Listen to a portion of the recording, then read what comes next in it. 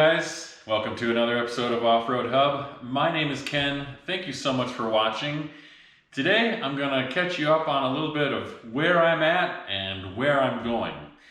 So last time I ended the video taking the piece that goes on the Atlas transfer case right here that looks similar to this.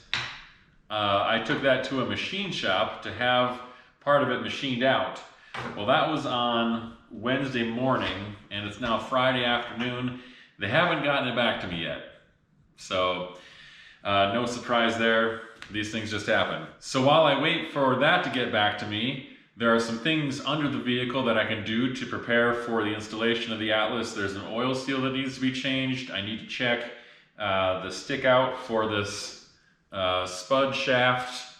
This is an adapter to go from Jeep 23 spline to a Toyota. And let's see, what else needs to be done under there? Oh, I need to check for clocking. So clocking the angle of the transfer case. So I need to go under there and fit this adapter plate, figure out which end is the top, and then put it on the Atlas where I want it to be clocked. My axles are currently being rebuilt. I'm not doing the gears myself. There's a guy here locally who is an expert and is gonna put them in there right. I haven't done gears in many years and I didn't want to screw it up, so I gave that to him to do. So I'm waiting for the axles to come back from him. Now, as far as where I'm going, I am going to be on the Rubicon Trail as of June 23rd. So that kind of gives you an idea of my my timeline here. I've got a lot of work to do, and as soon as I get my axles back and I get this crazy Atlas installed, you know, it'll be off to the races. I don't think I'll be waiting for any more parts at that point, so it shouldn't be too bad. So yeah, I'm going to Rubathon at the end of June on the Rubicon Trail with this FJ Cruiser. So yeah, let's get to work. All right, so for those of you who aren't aware, this is an automatic transmission. So this is the procedure for the automatic transmission, not the manual transmission. So here's that spud shaft or stud shaft or stub shaft. I don't know what you want to call it. Anyways, so this end where you can see the splines is going to go into the Atlas, and then this end is going to go in there. You can see the output shaft of the transmission there, but this is too big for this seal, so I need to replace that seal. And then there's also a bearing in here that needs to be removed, and then this shaft will be able to go onto the output shaft of the automatic transmission.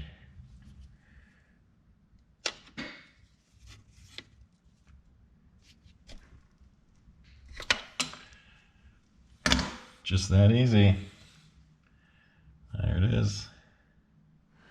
So there's this bearing in here now that you can see. And now normally with bearings, you pull out, here's the inner race and then there's an outer race. But this is all one piece out here, part of the casting. I'm not sure how that bearing is supposed to come out of there, if I'm just supposed to bust that inner race out of the bearings. I don't know. I'm going to have to call Advanced Adapters and see what they say, because I don't want to break it, but the shaft definitely doesn't fit in there, and they say that bearing needs to be removed. I just got to see how they say they want me to do that. That's kind of weird.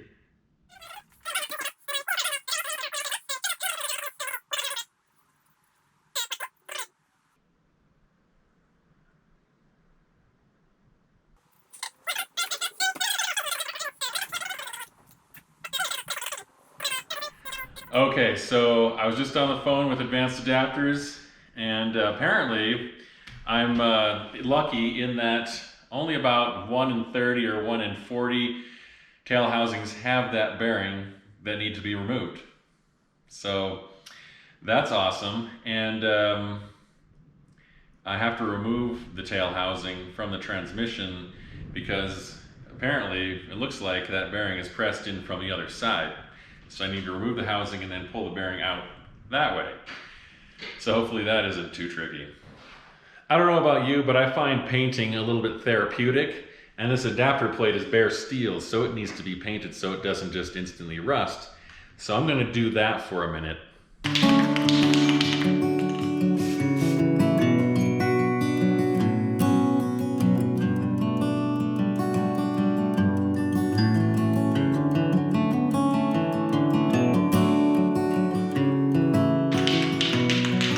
That's just some primer. I think I'll just throw some black paint on it after that dries. All right, so time to pull this tail housing off. Looks like it's just these bolts that you can see on the inside there. And then maybe a couple down here. And I'll have to pull this cross member back out, so I'll have to jack up the transmission because the support is on the tail housing. So here we go.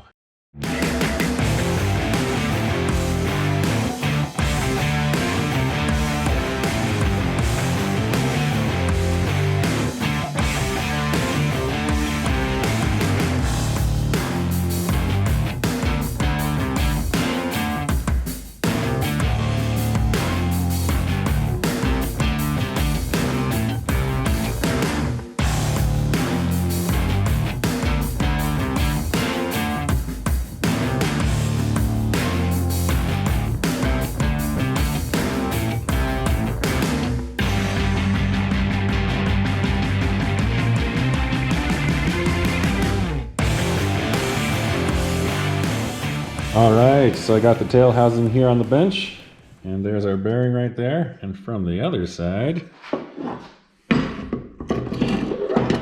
here's what it looks like. There's a snap ring in there. So obviously that snap ring has got to come out so I can pull that bearing out.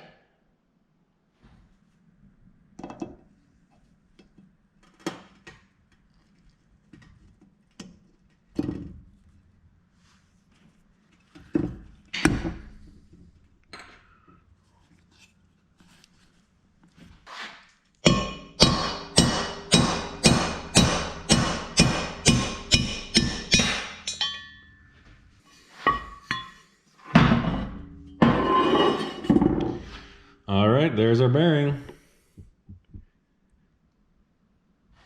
As you saw, there was a little bit of transmission fluid behind this tail housing. So there's RTV on here. I got to clean the RTV off of here and on the transmission, and then get that RTV back up and see if I can get the torque specs for this tail housing from somebody.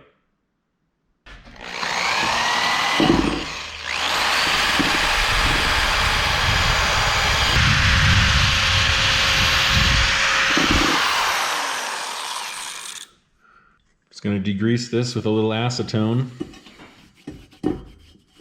Just make sure it's totally cleaned out. There we go, that's ready to seal up again.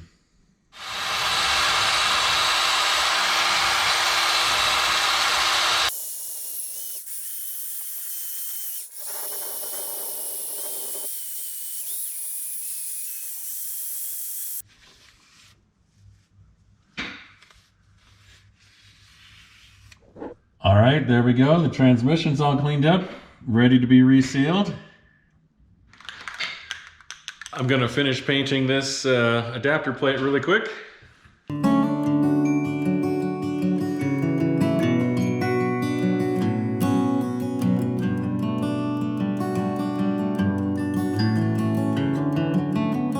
Okay guys, it's that time again. You recall I removed this seal while it was still under the vehicle, right? That came out no problem. Here's the new seal provided by Advanced Adapters. You ready? Oh man, it's too big. It will not fit in that hole. And that's not the only problem. So here's the stub shaft that adapts the Atlas to the Toyota transmission, and it seals around here. So this is how it would go into here. Oh, look, you can see daylight between the shaft and the seal, which means this seal isn't good for anything. So, wow. I guess I'll run to Napa and see if I can find a seal that might work. This is Friday, and Advanced Adapters is closed until Monday. So we'll go see if Napa can help me. All right, guys. Well, I've got some good news and some bad news. The good news is that I think I figured this all out. And the bad news is that I wasted hours and hours and hours and lots of stress trying to figure this out. Some basic instructions from Advanced Adapters would have made this much easier and saved me a ton of time. But thanks to Dan at evilfj.com, who recently posted a write-up about installing a 4-speed Atlas in his FJ Cruiser, everything came to light. So it turns out that this seal that doesn't fit anywhere that I was trying to put it, that made sense to me, actually fits on the input shaft of the Atlas. And then there's this piece that came in my pile of parts that fits right into there with a little help from a mallet. There we go. Now, this seal fits right into here.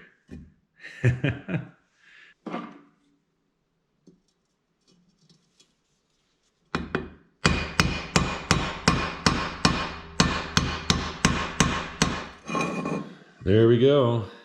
That is going to work a little bit better. So now the tail housing can go back on the vehicle, and it goes together like this. And the stub shaft is right here, and I'm not worried about that sealing around the stub shaft, because it's sealed around the input shaft of the Atlas. Amazing, right? Well, guys, since I'm running so close to when I produce a video to when I post a video, unfortunately, I don't have any more time to get anything more into this video because I wasted so much time trying to figure out how that seal worked.